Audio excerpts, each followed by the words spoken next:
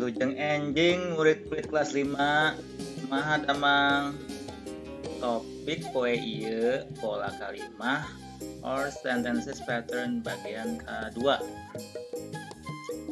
By the end of the lesson, students should be able to write sentences in Bahasa Sunda according to the word order, rules, or syntax. Pola kalimah Sunda. Jejer nyaeta subjek, caritaan nyaeta predicate, objek nyaeta objek. Contohna nyaeta Kristi indit ke sekolah. Jadi ya Kristi teh jejer. Indit nyaeta caritaan ke sekolah nyaeta objek.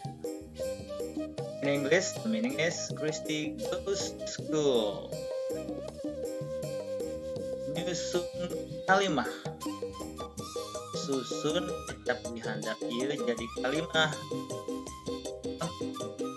Corona, China, virus asalna ti.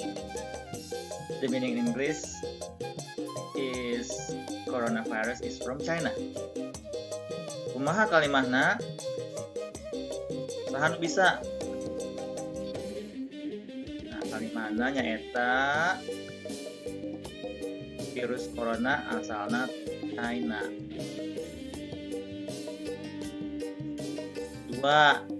Kedua, ngajaga kurang salami kudu jarak pandemi. The sentence in English should be like this. We have to do social distancing during pandemic. Saha nu bisa? Leres. Jawabanana kurang kudu ngajaga jarak salami pandemi. Susun kalimah gawe seperti contoh. Kahiji bapak imah salami ti abdi pandemi damel. The sentence in English should be like this. My father works from home during pandemic. Saha anu bisa? Leres. Apa abdi damel imah salami pandemi. Dua, masker oke ngangge kurang. The sentence in English should be like this. We also have to wear a mask.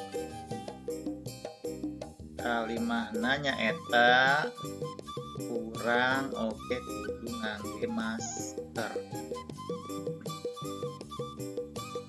Katilu diajar murid-murid Zoom imah ngangge. The English is students learn via Zoom from home. Kalimah Sundana nyaeta murid-murid diajar ngangge Zoom di imah. Opat ulin keur langlayangan budak. The sentence in English is the children are playing kites. Saha nu bisa? Kalimah Sundana nyaeta leres.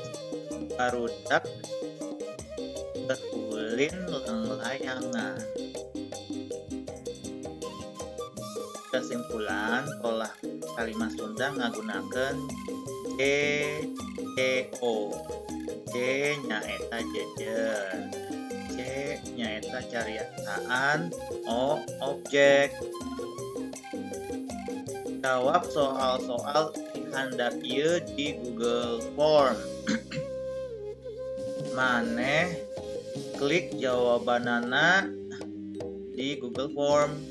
Ya.